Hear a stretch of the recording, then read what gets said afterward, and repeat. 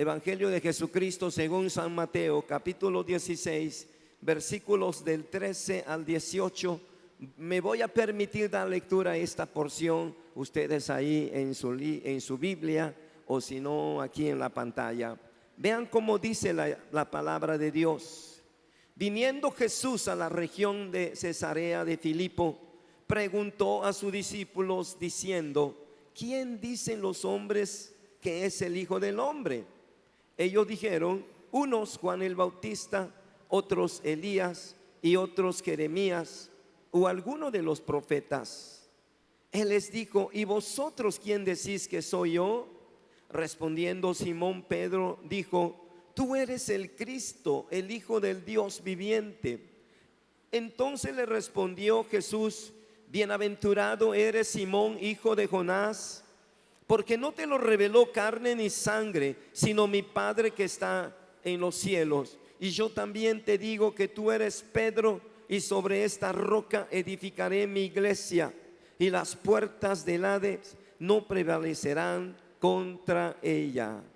Edificaré mi iglesia, y las puertas del infierno no prevalecerán contra ella. Oremos. Padre de gloria, te damos alabanza, te damos honra y adoración, exaltando y bendiciendo tu nombre, porque tú eres bueno y para siempre tu misericordia.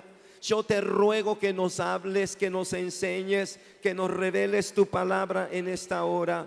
Espíritu Santo de Dios, háblanos. Espíritu Santo de Dios, tócanos. Haz tu obra perfecta en nuestra vida. Míranos en este momento, tenemos grande necesidad de ti. Te lo rogamos en el nombre de nuestro Señor Jesucristo. Amén. Gracias a Dios, alabado sea Dios. Tomen asiento, ocupen su lugar, siéntanse cómodos, tranquilos. Pues hemos cantado, hemos alabado a Dios, le hemos dado la gloria. ¿Qué más nos queda? Pregunta al que está a tu lado: ¿qué nos queda? Y luego le respondes: oír la palabra de Dios. Porque realmente cuando alabamos, cuando oramos, cuando exaltamos al Señor, quizás la parte donde nosotros esperamos que Dios haga algo en nosotros, y ese algo comienza cuando Dios comienza a hablar a nuestro corazón, a nuestro espíritu. Y eso fue precisamente lo que Jesús hizo con sus discípulos en aquel tiempo.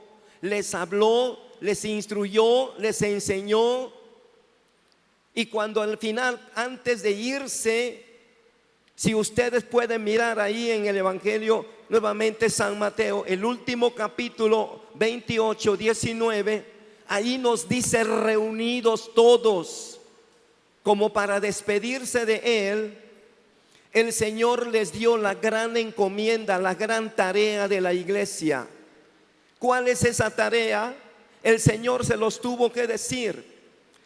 Se lo dijo a los discípulos, aquellos hombres a quienes habló, a quienes enseñó durante 3 años y fracción. ¿Y qué fue lo que les dijo el Señor aquella ocasión? Según San Mateo 28, 19, si está aquí, dice: por tanto, id y haced discípulos a todas las naciones, bautizándolos en el nombre del Padre, en el nombre del Hijo y del Espíritu Santo. ¿Cuánto le dan la gloria al Señor? Porque tenemos una encomienda. Somos una iglesia con propósito.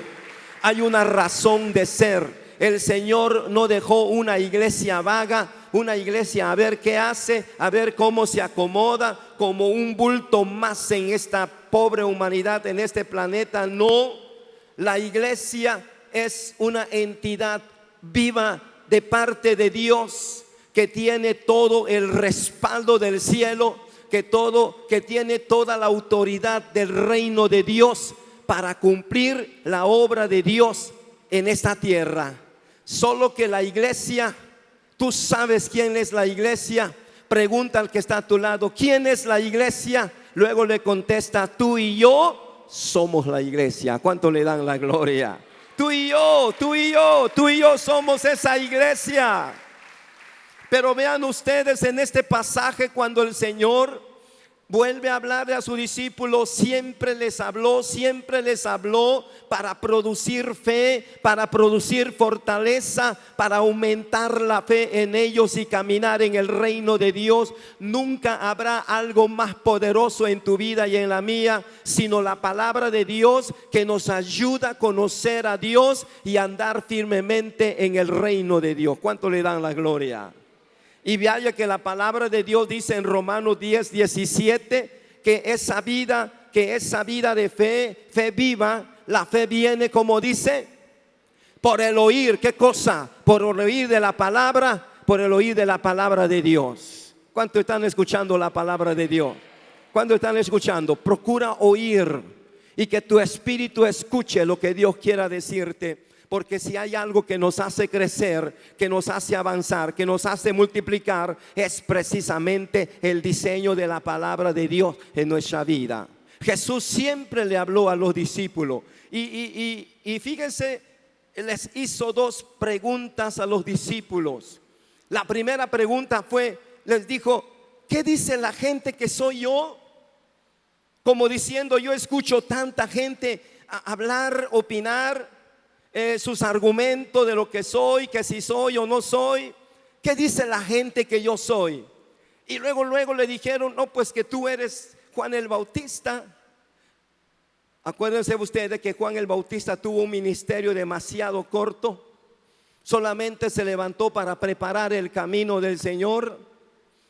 Demasiado corto, lo decapitaron. Pero como dice la escritura, él se levantó solamente para preparar el camino del Señor. Pero era poderoso. Aún Herodes le tenía un miedo terrible a ese hombre llamado Juan el Bautista. Por eso la gente decía: no, ese hombre, ese nazareno es Juan el Bautista. La gente tenía la opinión de que en él había resucitado Juan el Bautista. Pero no es así. Y luego decían que él es Juan el Bautista, que es el profeta Elías, porque habla con mucho fuego, con mucha autoridad. No, pues que es Jeremías, el hombre que trae palabra de juicio sobre la tierra, o alguno de los profetas. Toda la gente hablaba que si que si a quién, pero nadie le atinaba. Y luego Jesús les pregunta, fíjense ustedes lo que le dice Jesús, esta siguiente pregunta: y ustedes que son mis discípulos, que han andado conmigo, ¿cuánto tiempo han comido conmigo, que han caminado, han visto mis señales, mis milagros? ¿Qué dicen ustedes que soy yo? ¿Quién soy yo para ustedes?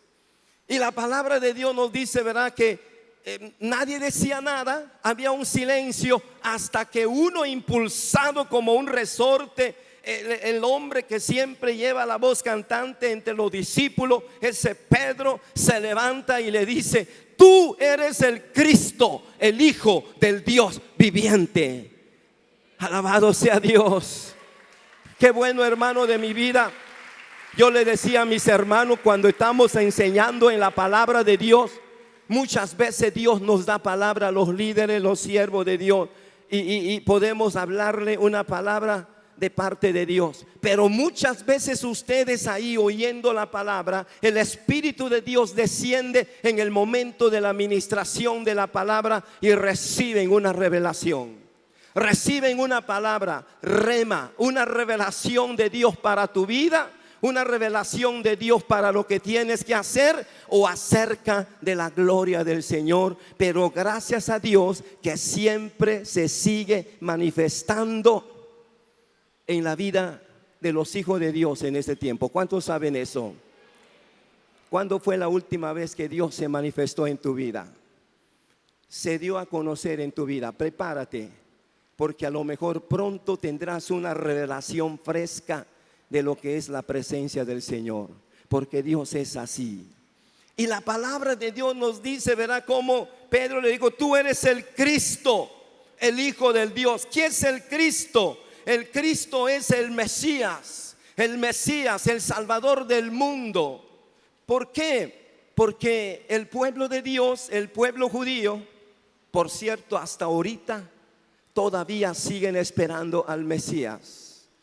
Sabemos cómo está el calendario de Dios, cómo se está ya llegando el tiempo final. Ciertamente verán a su Mesías, pero en un momento crítico de la vida del pueblo de Israel. Por lo pronto, como dijera el apóstol Pablo, la venda está puesta en sus corazones. Muchos no reconocen a ese Jesús que fue crucificado, no lo reconocen como el Mesías. Pero en aquel día la venda será quitada y sabrán que ese Cristo que vino a ayudarlos, a salvarlos en la gran batalla de Armagedón, dice la palabra, verán las heridas del costado, verán las heridas en las manos y le preguntarán: ¿qué te pasó, mi rey, mi señor? ¿Qué te pasó?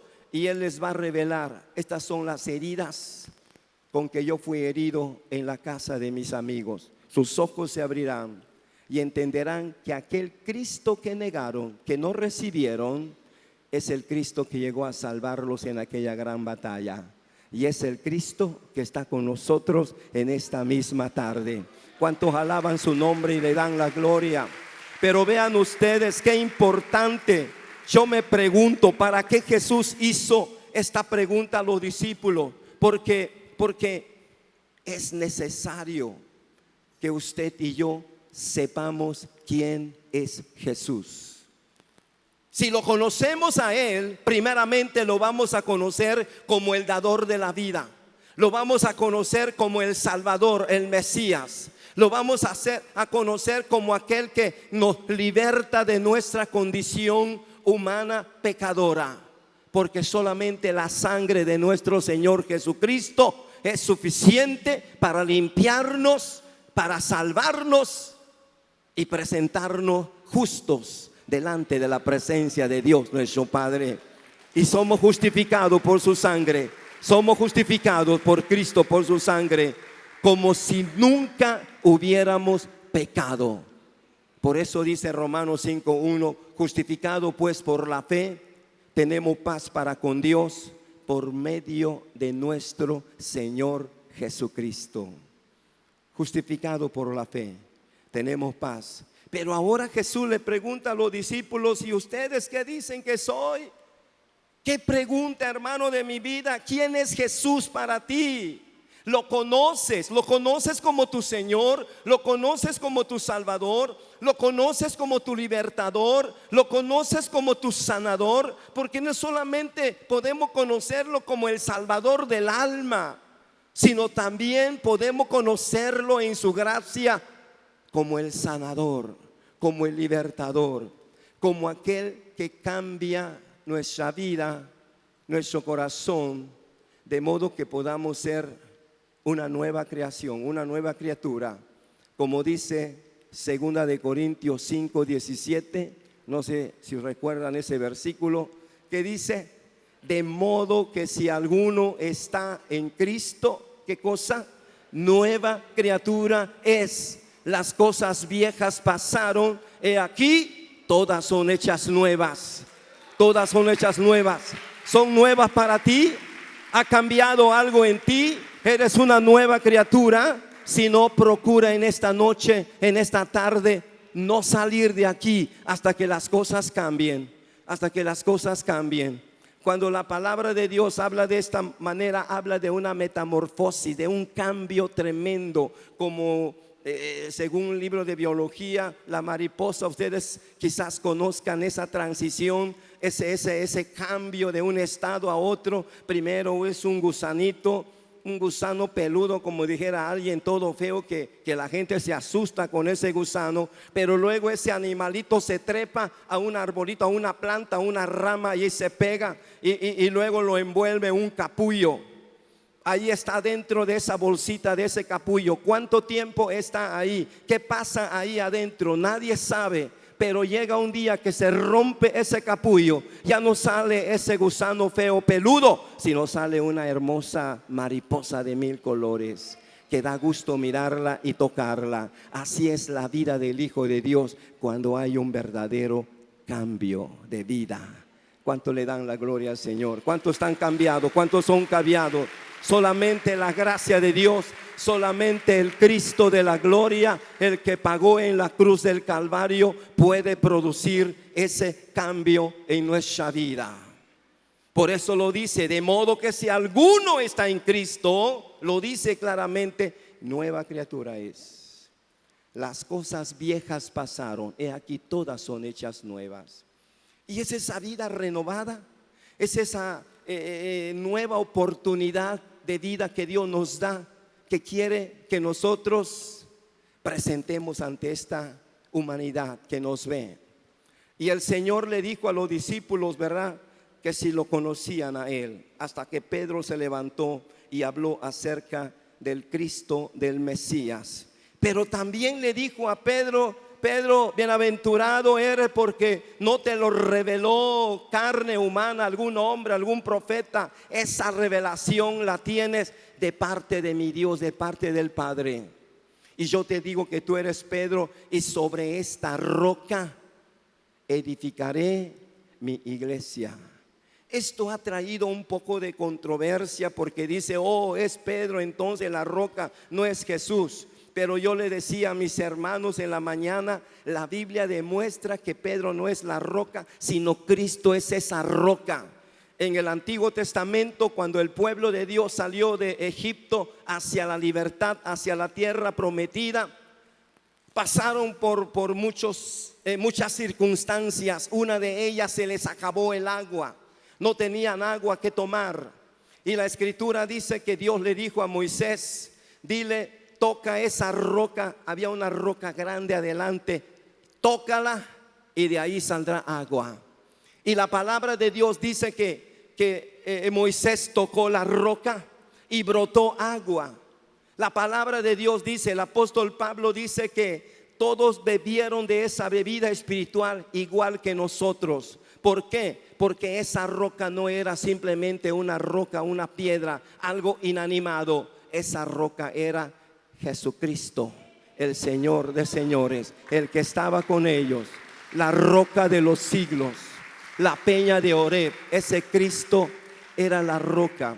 Entonces Jesús le dice a Pedro, sobre esta roca edificaré mi iglesia. De aquí parte la enseñanza. ¿Qué clase de iglesia el Señor está edificando en este tiempo? Si Él dice, edificaré mi iglesia, ¿cómo la va a edificar? Es probable que uno diga, bueno, para esto Él envió al Espíritu Santo para estar con nosotros para siempre. El Espíritu Santo de Dios está obrando. Es cierto eso. El Espíritu de Dios llegó desde el día del Pentecostés y está con nosotros. ¿Cuántos saben que Él está aquí? ¿Cuántos saben que el Espíritu Santo de Dios está con nosotros en esta tarde? Él fue enviado para guiarnos, para ayudarnos, consolarnos y enseñarnos la palabra de Dios. Pero solo el Espíritu Santo no puede hacerlo. Necesita de vasijas, necesita de vasos, necesita de hombres y mujeres llenos de su presencia para poder hacer la obra de Dios. Así que la manera en que Dios está edificando su iglesia es a través de usted y a través de mí. Porque sabes, nosotros somos la iglesia de Jesucristo. ¿Cuántos alaban a Dios?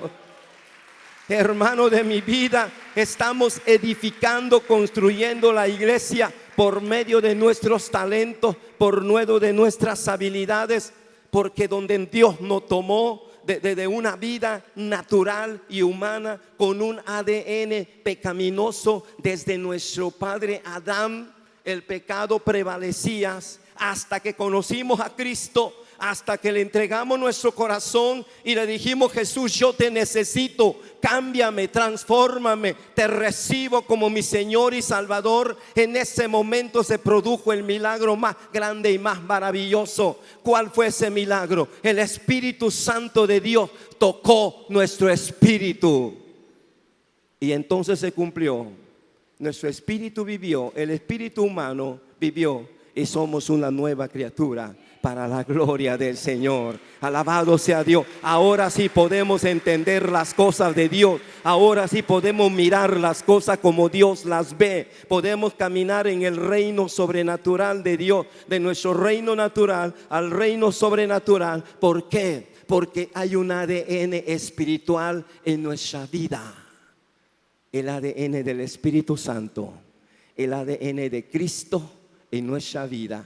¿Cuánto creen esto, hermano? ¿Cuánto le dan la gloria? ¿Cuánto le dan la alabanza al Señor?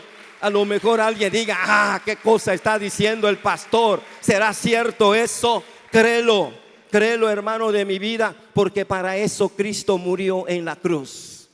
Fue una obra tremenda que sucedió en esa cruz. Ahí derramó su vida, derramó su sangre, para que tuviéramos precisamente vida, y vida en abundancia, para la gloria del Señor.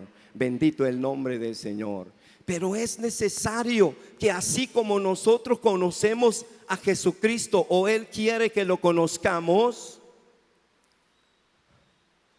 tenemos que conocer o dar a conocer la iglesia del Señor en este tiempo.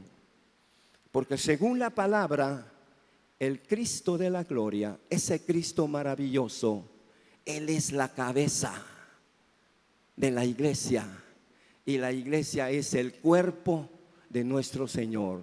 Amén. ¿Cuánto dicen amén?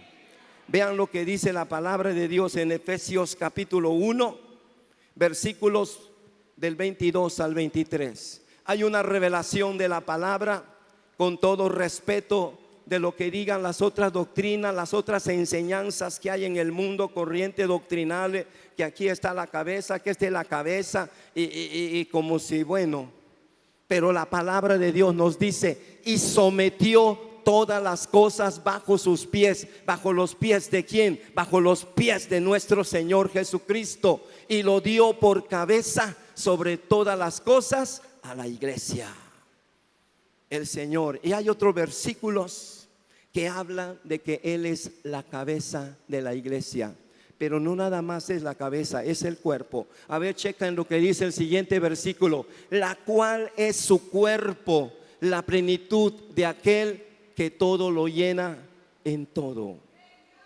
Alabado sea Dios. Nosotros somos el cuerpo. Otra vez en el libro de Efesios capítulo 4 lo pueden checar.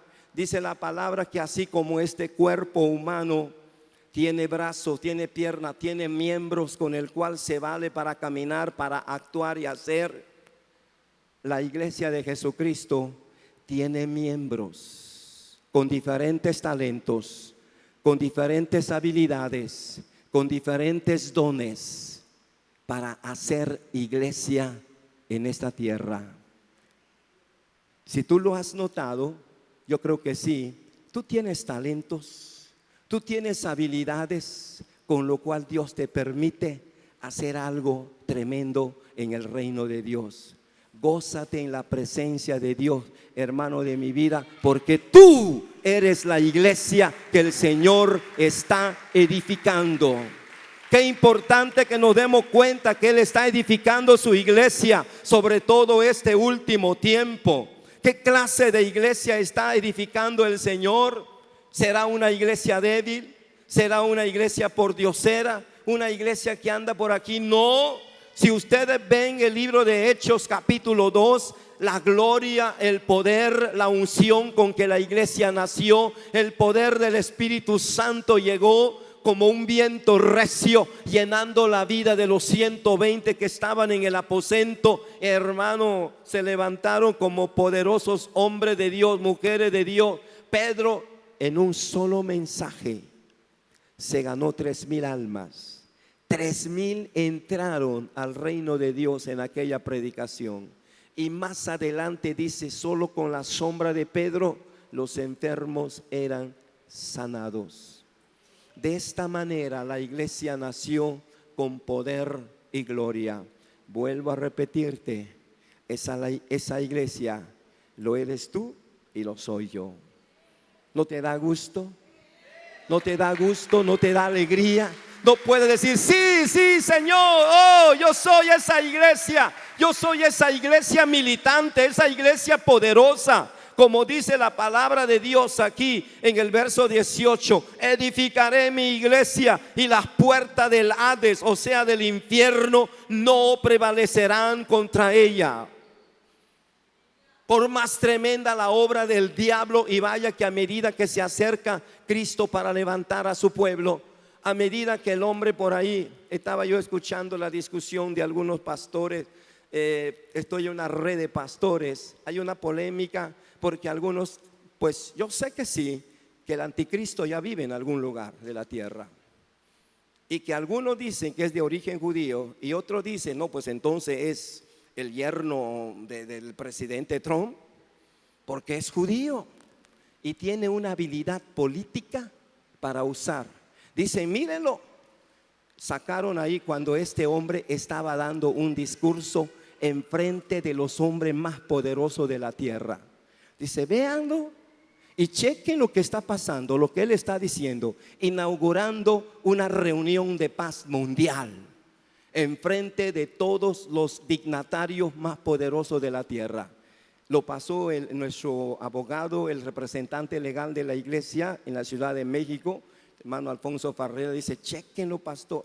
Es una polémica que traen los pastores porque ellos creen que este hombre pueda ser el anticristo, porque el anticristo ya vive en un lugar. Digo, Dios de mi vida, decía, hermano, no se asusten. Ustedes saben lo que le está pasando a la iglesia. Ustedes saben lo que le está pasando al mundo. Este mundo se está acabando. Hicieron un desfile tremendo, un despliegue. ¿Cuántas naciones sacaron su gente a la calle para protestar, para que los gobernantes, los presidentes de la tierra hagan algo por el planeta? Yo decía dentro de mí, demasiado tarde. ¿Qué pueden hacer? ¿Qué pueden hacer? Por ejemplo, Alaska, el copete del mundo, puro hielo. Alaska, siempre trineos, iglús y una temperatura tremenda, 18 grados bajo cero. Así era en Alaska. Así vivían los esquimales, así hacían su vida. Pero esta semana registró un poco más de 30 grados en Alaska. No puede ser. No puede ser. Esos enormes bloques de hielo se está deshielando. Y decían los hermanos, las personas que sacaron este reporte, y la humanidad, ni idea. Ni idea. Incluso aún cuando ven las imágenes de lo que está pasando en diferentes partes del mundo, la quemazón en el Amazonas no es de a gratis, es algo apocalíptico. La quemazón, no sé, en Brasil, en parte de Europa se ha estado quemando las reservas de ecología forestal. Los grandes diluvios, llovió hace poco, unos días en España. Los españoles estaban asustadísimos. Nunca había llovido como ese algo que los agarró de sorpresa. Una cantidad enorme de aguas. ¿Qué nos dice todo esto, hermanos? Para nosotros como cristianos nos dice como señal que Él viene pronto a levantar su iglesia. Nos dice, prepárense porque este mundo, este pobre barco, ya le está entrando agua por todos lados, ya no va a aguantar. Prepárense, prepárense porque viene pronto.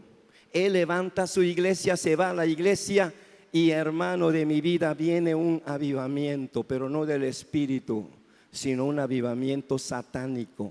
Satanás se adueña de esta humanidad y hará cosas terribles como la que dice la palabra en Apocalipsis.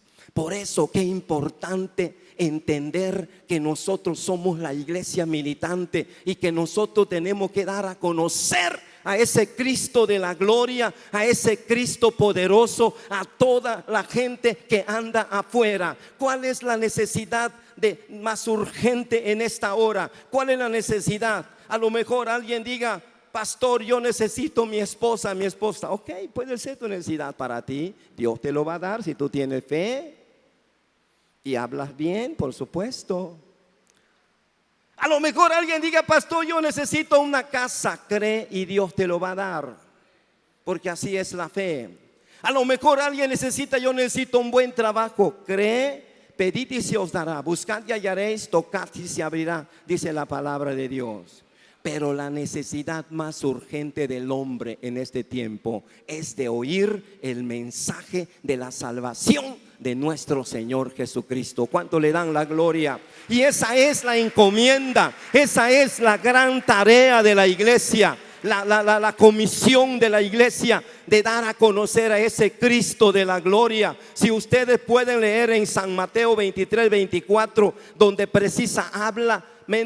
habla acerca de los tiempos finales y de las señales. Una de las señales que el Señor le habló a su discípulo fue precisamente: este evangelio del reino será predicado en todo el mundo, y cuando esto se cumpla, entonces vendrá el fin. Hermano, ¿en dónde no se ha predicado el evangelio? ¿Se cree que Alaska era lugar demasiado terrible para los misioneros? Hay iglesias en Alaska. Por ahí salió una película muy famosa, un avivamiento en Alaska, cuando el Espíritu Santo lo filmaron. Se llama Transformaciones 2. Estoy consiguiéndolo para que lo vean los pastores. Exactamente el mismo ruido que hizo el día de Pentecostés, ese fue el ruido cuando llegó a una iglesia de Alaska. Hay obra de Dios allá. En el Amazonas hay iglesia allá entre las tribus de los que hacían las cabezas chiquitas. Hay iglesia ahí. En donde no se ha predicado el evangelio. La necesidad más urgente, hermano, es que como iglesia cumplamos la visión que Dios nos ha dado. Porque la iglesia tiene un propósito. La iglesia tiene una misión en la tierra. La iglesia tiene una gran tarea: dar a conocer al Mesías, al Cristo de la gloria, a toda la gente que anda allá afuera. Se está acabando la hora, se está acabando el tiempo, y no para ponernos a llorar, para tirar la toalla, para tirar, pues ya no estudio, diría algún estudiante, ya no voy a la escuela. No seas mañoso, estudia, saca puros dieces. Que alguien diga, ya aburro, ya dejo el trabajo, me voy a despedir de mi empleo, Cristo ya viene. No, cuidado. Sigue trabajando, sigue echando. Como alguien dijera, tú empeñate, haz planes, haz proyectos, haz tus planes, tus metas, tus propósitos en la vida. Trabaja como si supieras que Cristo viene dentro de 100 años. Pero también prepárate como si supieras que Él viene a la medianoche. Prepárate. Esto es serio, hermano. Esto es serio. Por eso Jesús le preguntó a los discípulos: ¿me conoces? ¿Me conoces? ¿Tú qué dices que soy yo? Y lo mismo el Señor nos pregunta a los que estamos aquí: ¿conoces a Cristo? Porque cuando tú lo conoces, has tenido un encuentro real con Él, tú no puedes ser la misma persona. No puedes ser la misma persona. El reino de Dios vendrá a ti y serás una nueva criatura. Como el profeta Samuel le dijo a Saúl: cuando el Espíritu Santo de Dios venga a ti, serás mudado, cambiado en otro hombre. Y haz todo lo que te venga a la mano, porque Dios va a estar contigo. ¿Cuánto le dan la gloria? Dios va a estar contigo. Dios va a estar contigo. La serie es Edificando la Iglesia. Señor, si nosotros somos los que estamos edificando, ¿cómo lo vamos a hacer? ¿Cuál es el método? ¿Cuál es la fórmula de cómo edificar la iglesia? ¿En dónde vamos a encontrar las pautas para hacerlo? Hermanos, está en la misma palabra. Hay un modelo de la iglesia primitiva, la iglesia poderosa que nació con el poder del Espíritu Santo. En Hechos capítulo 2, versículo 42, chequen lo que dice la Escritura. Estoy terminando porque todavía es una serie seguimos el próximo domingo y vamos a ver directamente ya las 4 características. Hechos 2:42, chequen lo que dice la palabra acerca de aquella iglesia. Y perseveraban en la doctrina de los apóstoles, en la comunión unos con otros, en el partimiento del pan y en las oraciones. Fíjese nomás, hay 4 cosas. La primera, perseveraban en la doctrina de los apóstoles. ¿Qué es la doctrina? La palabra. Vivían la palabra, enseñaban la palabra, discipulaban con la palabra. Segundo, perseveraban en la doctrina de los apóstoles, en comunión unos con otros. ¿Qué es comunión unos con otros? La iglesia de Cristo, la que está edificando, es una iglesia que tiene comunión unos con otros. En otras palabras, es una iglesia que ama. Una iglesia que ama. Hermanos, si no hay amor en nosotros, estamos secos, estamos vacíos. El amor es el cumplimiento de la ley. El Señor dice, el que no ama, ¿cómo dice? Pregunta al que está a tu lado, ¿lo sabes? ¿Cómo dice? El que no ama no conoce a Dios, porque Dios es amor. Dios es amor. Entonces la iglesia de Jesucristo es una iglesia que enseña la palabra, la doctrina, y es una iglesia que ama. La tercera cosa, dice, en el partimiento del pan, es una iglesia que sirve. Por amor se servían unos a otros. El Señor Jesucristo enseñó el gran concepto de liderazgo sobre el servicio, y ustedes saben cómo lo hizo, lavando los pies de todos. Hablaremos más de eso con más calma en la siguiente reunión. La cuarta es una iglesia que ora. Como dice este versículo 42, en el partimiento del pan, y luego ¿qué? En las oraciones. Hermano de mi vida, ¿qué es la oración? La oración es el poder de Dios en las manos de la iglesia, en las manos del hombre.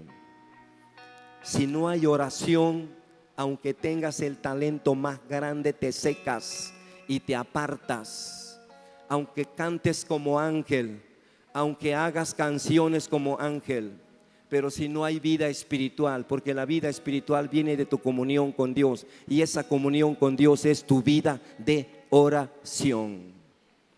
Ahorita me acordé de una de las iglesias supuestamente, no puedo decir poderosa, porque no sé qué tanto se manifieste Dios ahí, pero es una iglesia grandototota que está en Australia.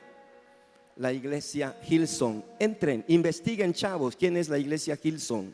Un enorme estadio, miles adentro. Y tiene uno de los grupos, ahorita ya son como 2 o 3 grupos dentro, pero de ahí nació el grupo Hillsong. Yo creo que ustedes saben. Y uno de los chavos, Martin, no me acuerdo cómo su apellido, Marty Sams, cantamos sus canciones, las canciones más hermosas que ha conocido la iglesia. Yo no sabía que la canción Hosanna, esa canción que tiene una letra, todo lo que valgo por tu reino yo lo doy. Hosanna, Hosanna. Él compuso esa canción y otras canciones. Pero ¿a dónde está el detalle, el asunto? Ese hombre declaró públicamente por internet, por Facebook, por su cuenta, que ya